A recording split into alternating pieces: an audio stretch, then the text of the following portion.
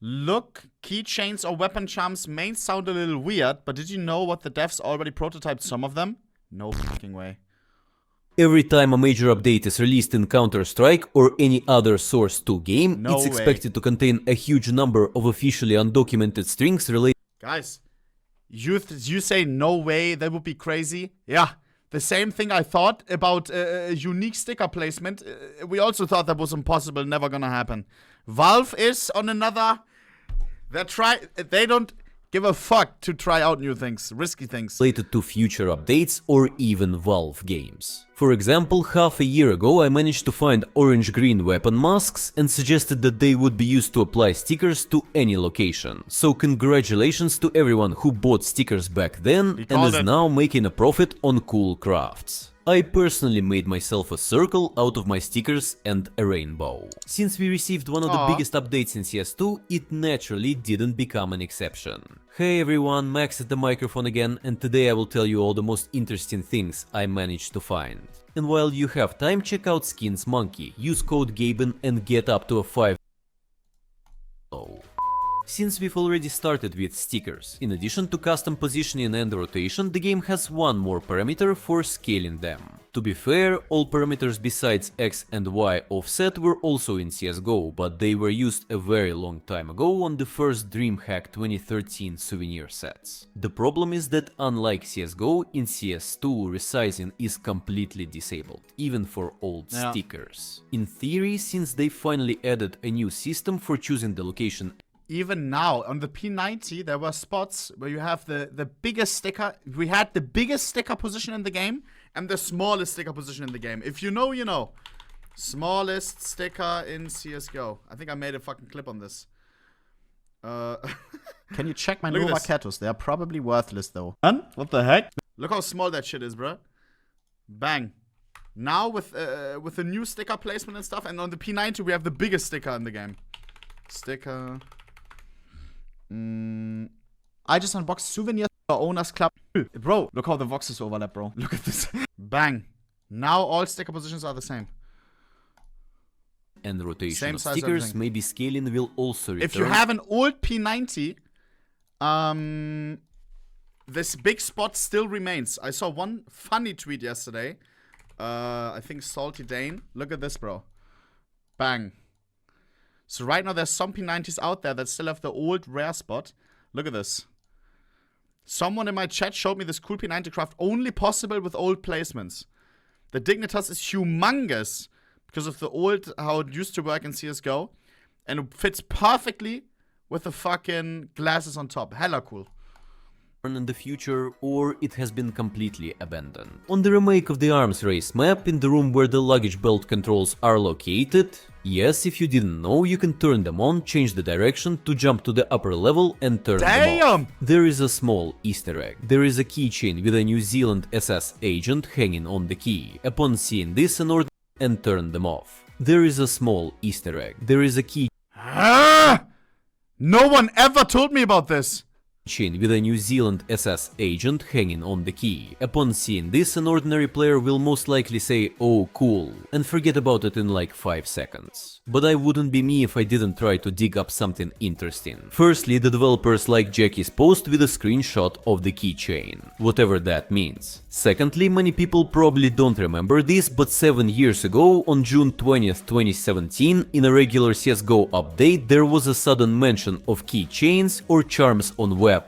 And not just some text in the code, but a mention of 6 models for keychains: AK-47, Banana, Bloodhound, Grenade, Plasma Ball, and Sugar. It's already in Valorant, no? Valorant, they already have charms, I think they call it. No, in Rainbow Six it's called charms. Rainbow Six has it as well. Rainbow Six has it, Valorant has it. I wouldn't be against keychains. It could be cool. Rainbow Six, yes. Sugar Skull. Bloodhound is a reference to the Operation logo, so like the skull of some animal. And Sugar Skull is a reference to the sticker collection of the same name and the symbol of the... Imagine keychain, something, and then case hardened, bro. And you can get a full blue gem keychain. Oh my days, oh my days.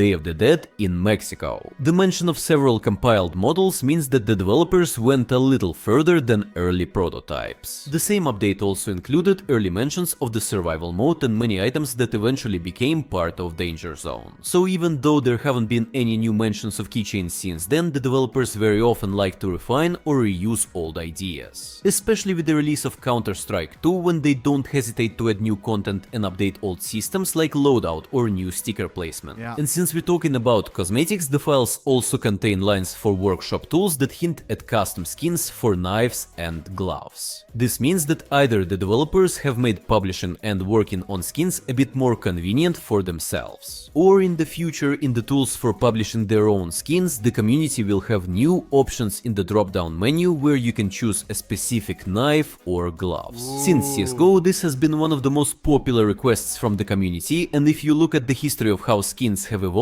you can assume that Valve is tired of coming up with new ideas on their own and are delegating this. I mean, hey, might as well. With the cookery knife is a little bit goofy. All the Valve, all the knives that we have in cases, they're all made by Valve. All the finishes and stuff. To let that the community do as well could make sense, no? There are some crazy things on the workshop regarding knives and finishes. Task to skin makers. However, I was extremely surprised that they didn't add community graffiti in this update. There are already hundreds of interesting options in the workshop, but the developers decided to postpone them for later. Maybe similar to stickers, in the future we will see some new spray painting mechanics. The panorama interface files mention the Tuscan map with the S2 postfix. All maps with this postfix eventually get a full remake, and considering that before the release of Counter-Strike 2 the developers bought the rights to Anubis and Tuscan for $150,000 each for CSGO. They are Dude, scammed, no? 150k for a fucking map. Bro, a guy that has a blue skin in a case. We heard numbers from one case example, 400k. 150k for a map. My days. But then again, I think if they actually use the map in the map pool, I think they're getting monthly payments for all the months that the map is in the map pool. Something like that. But oh, bro, it seems a little bit skewed how the money is distributed compared to skins and maps.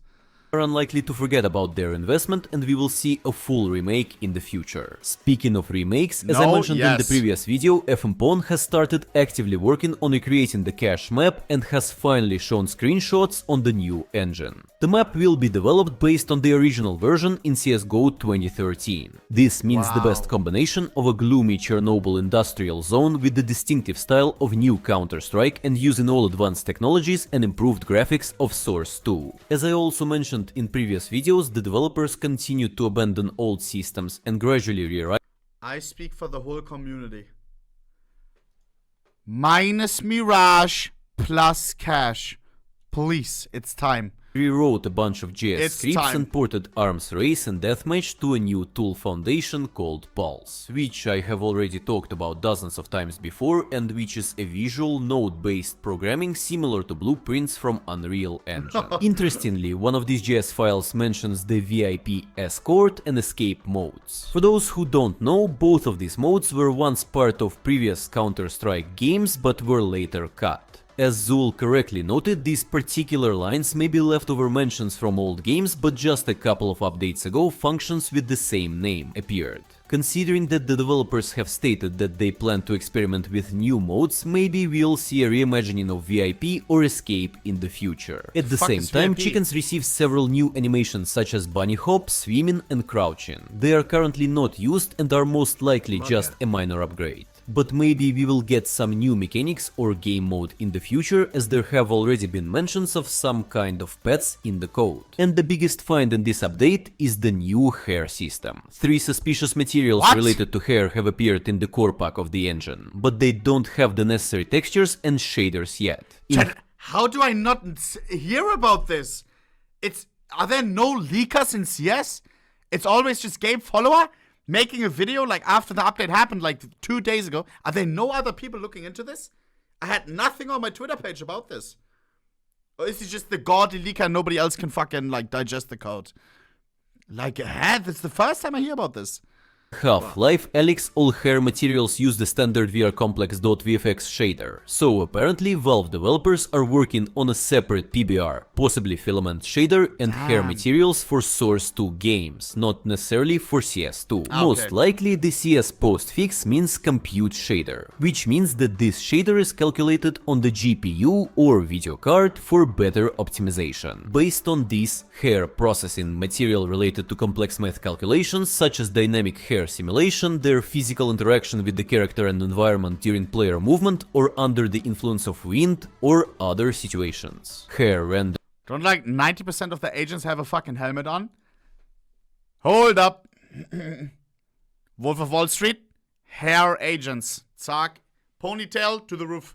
Their volume. Material related to volume rendering for simulating thousands of individual hairs at once without additional performance costs. Hair shading. The material needed to correctly calculate the interaction of hair with light and shadows. For example, refraction of light, soft scattering through thin hair or natural shine from the sun. In addition, there are a bunch of strings related to the rendering of individual hairstyle cases. Nah. Oh my god, bro. Agent K with a low taper fade.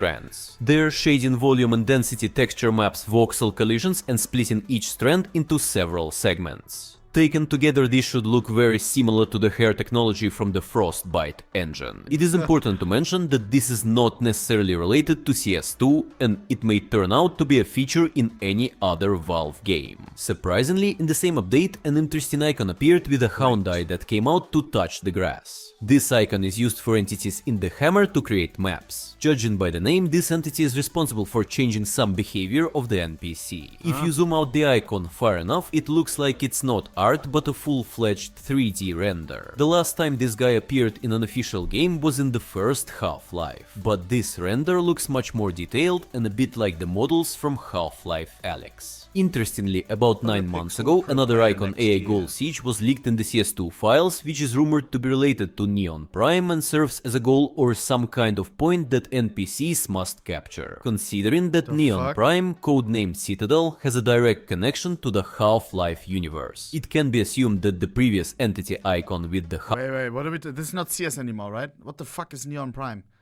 Is that the next Valve game or some shit? Hound Eye also has something to do with this game. And of course, in the same update there are mentions of 2 future Valve games. The first is Neon Prime, codenamed Citadel, with hints at multiplayer, a game lobby in the main menu for multiple players, melee weapons switching between single and automatic fire, weapon attachments, different battle lines like in Dota, and a minimap. An HLX or Half-Life X.